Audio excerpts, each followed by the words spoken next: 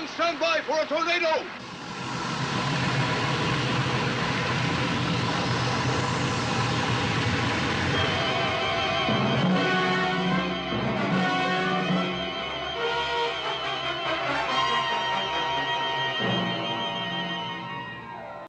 Hey guys, Marine Boy here, Metropolis here, and welcome to the first ever Neath the Sea video. This is a series where we'll be looking at episodes of Marine Boy, just talking about what's happening, and just basically an overview of the anime. And yeah, you might notice I'm wearing a special Marine Boy t-shirt. This was created by a friend of mine, my best friend Lou. She drew the logo for me, which then we put onto a t-shirt. And I think it looks pretty damn cool, I gotta say. Now all I need is a boomerang and some oxygum and we'll be there. Yes. So guys, you might have seen my intro video a couple of months back with Marine Boy, an introduction to the series.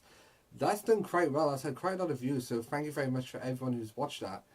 And I meant to do this video a lot sooner than I planned. But anyway, here we are, and now it is happening. So if you don't know a lot about Marine Boy, I shall put in the link below to my introduction video. And you can go watch that and come back here, or you can just stay here with me now. Cool. So the first episode is entitled The Green Monster, as you saw on our title card. And yeah, very original title, I guess, back in the day. Yeah, so have a guess what it's about. It's basically about a green monster, some green slime, which is ironic after my last Give Me Goosebumps video was about monster blood. Right then guys, so here is a quick preview of the episode. Oh, and there will be spoilers in this video.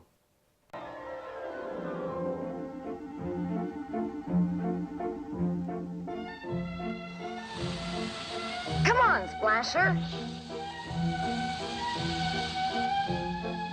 Near Ocean Patrol headquarters, Marine Boy romps beneath the sea with his constant companion. I wonder what's down there. Oh, I guess it's nothing at all. What have you got there, Splasher?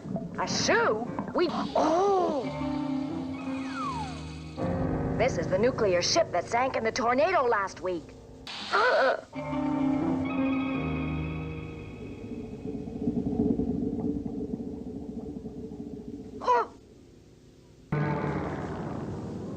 Most peculiar. Take a look, sir. I've never seen anything like that before. Have you, Commander? No. It'll be good to get home again and see my son. I'll bet Marine Boy's missed you, sir. Not as much as I've missed him. Calling F5. Calling F5. Report your position. Calling F5. Come in. F5, why don't you answer?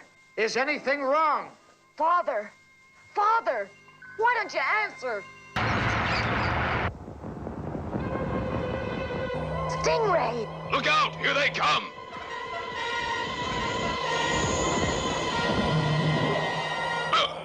I don't think the ship will be able to stand all this pounding. They're gonna smash the ship. What'll we do? I'll try to hold them off while you get the ship out of here. I may be underwater a long time. This oxygum will give me enough oxygen.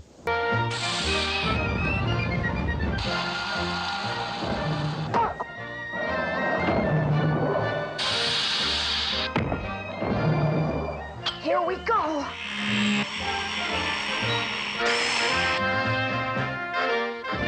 What do you know? They're robots. So guys, that is our first introduction there to Marine Boy and his best friend Splasher.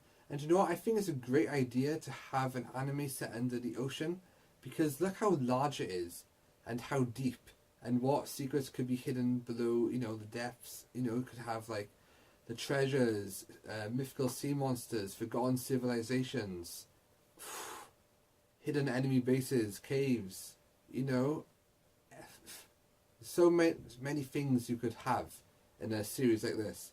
And I think that's why Marine Boy covers 3 seasons and has 77 episodes and was so popular. So Marine Boy and Splasher have discovered the sunken ship that was taken up in a hurricane, and they find the captain's clothes that were covered in this green goo. And that's pretty weird. I mean, what is it? Some kind of seaweed? Maybe it's harmless? Who knows? Well, obviously, it's not going to be harmless in a show like this, is it? And if green goo, which even Professor Fumble has trouble identifying, was bad enough, Dr. Mariner himself, Marine Boy's father, and yes, Marine Boy is Marine Boy's real name, apparently, Dr. Mariner then gets sucked up into the same hurricane, and can you imagine that? If you were just flying along and a hurricane comes up from the ocean and takes you, and wow, it's not worth thinking about. So on top of all that, if it wasn't, if green goo, Dr. Mariner going missing wasn't bad enough, they then have to deal with stingrays, which is pretty cool because they're not just normal stingrays.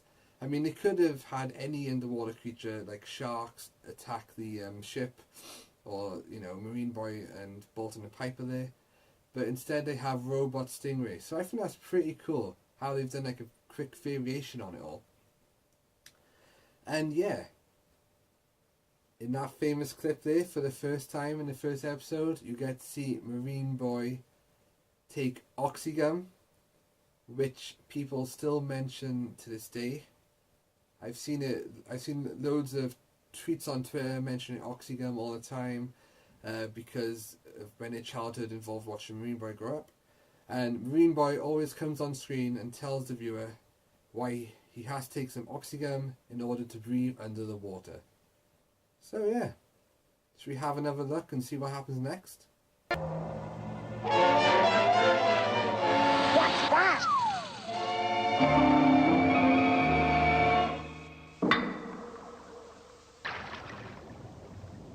A mysterious figure swims to the ocean depths to splice into the underwater TV cable.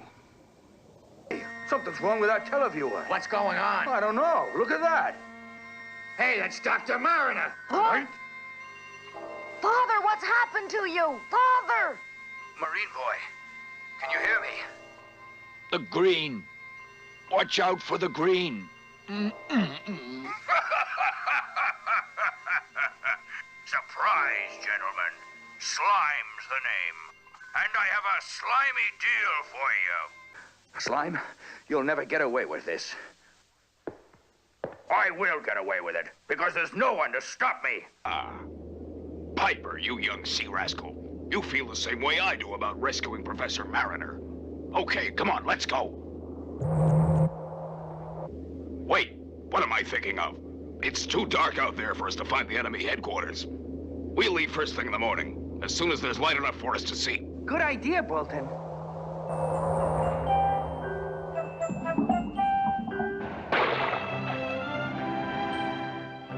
Poor Marine Boy. Splasher, I've got to find a way to help him. Right guys, I've got to talk about the villain here. There's a running theme in Marine Boy where all the villains' names are in relation to the plots they're hatching. So for example, there's, off the top of my head, there's Professor Doomsday, Mr. Goldpocket, maybe Professor Tycoon, and this guy is called Slime, obviously because he's got something to do with the green slime that's behind, the disappearances of the crew of the ship and Marine Boy's father, which you see now that Dr. Mariner is now a prisoner of slime. But you know what, I think that's pretty cool. It's pretty cheesy, but I like that kind of stuff, and it is a kid's cartoon. I'll go for that all day. And also in those clips we see Bolton and Piper, who are very close to Marine Boy, and they all journey together in the P1, and it also shows them like brothers in a way. Yeah, I think that Bolton and Piper could be close as brothers, and they're often described as a Laurel and Hardy type couple, so they provide some great scenes for the show. In fact, all the characters on their own are pretty unique. They're all very different, and I think that's cool. Now, we also get to see the first appearance of Neptina, a mermaid that Marine Boy has befriended. Could there be some kind of, I don't know, relationship there in the future? Who knows, maybe? But Neptina is the only female character to take a main leading role within the series. Most of the episodes feature an all-male cast. You will get a couple of female villains along the way, but yeah, Neptina is mainly the only female character there, and she's a mermaid, which is pretty cool to have as well. And she can communicate and understand Splasher. So Marine Boy's got some pretty good friends around him, but can he get his dad back and solve the mystery of this green slime?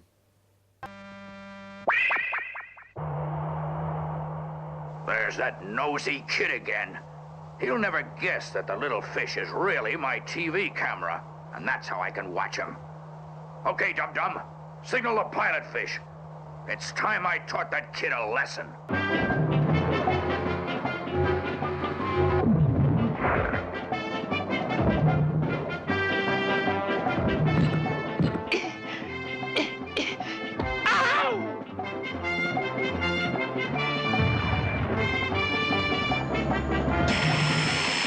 Stand by with the green monster. This time we'll get him.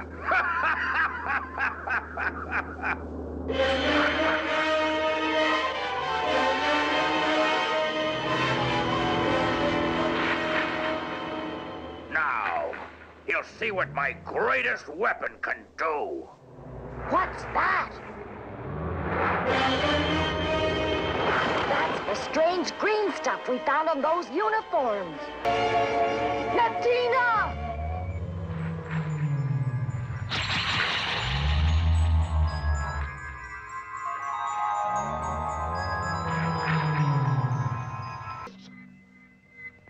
Whoa!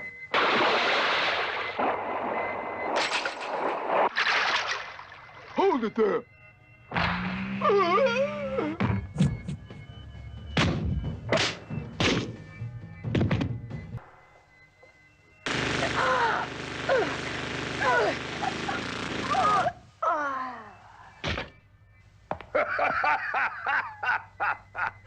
Stupid kid. He didn't know that anybody who comes in here without one of these sonic key boxes gets the works. Well, that takes care of this kid.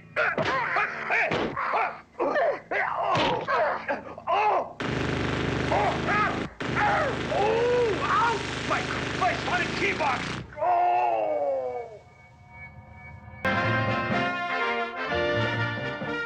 Marine Boy has completed another ocean patrol mission. But more dangers of the deep lie ahead in the next adventure of Marine Boy. So we can see from these scenes that Neptina is just not a friend of Marine Boy, but she's pretty good in a fight because she has a magic pearl which she just uses. It can, like, you know, give off that bright light or any other kind of powers. And you see the green slime just shoot away. Also, later on in the series, Neptina uses that pearl to find locations of characters. If Marine Boy was captured or in trouble, she could locate where he was. So that is pretty handy to have around. I do not have one, but hey, you can't have everything, right? And also, we see in this episode then that not only is Marine Boy good with his electrified boomerang and all that, but he's very good at close quarter combat when he infiltrates the enemy's base. And then we see him get shot. But that's the thing though, which I haven't mentioned so far, is Marine Boy's wetsuit is actually made of a material that is resistant to bullets and heat. So high temperatures, anything like that. So that's why he survives that bit, in case anybody was a bit confused. And also, I left the villain's demise in there then, because in shows like this, it's not often you see the main villain perishing. But in this series, as we go along, we'll see how many of Marine Boy's foes actually meet the many bullets the slime just did. So guys, and there you have a happy ending, and you see everyone just going home towards the end. The narration you saw in that as well, I don't think that keeps up for the entirety of the series, unless I've made a mistake there, but we'll soon find out. And if you're ever wondering what happened to that green slime, well, I've actually sorted that ages ago. There you go. Harmless. I mean, Marine Boy sorted that ages ago. Right. Thank you for watching and joining me, guys, for Marine Boy the Green Monster. And I will see you next time. Oh, and before I go, you can get all 3 seasons of Marine Boy on DVD. And it is owned by Warner Archive. And the next episode we are going to take a look at is Danger at 300 Fathoms. Awesome. Right. Thank you for watching, guys, and I will see you again soon.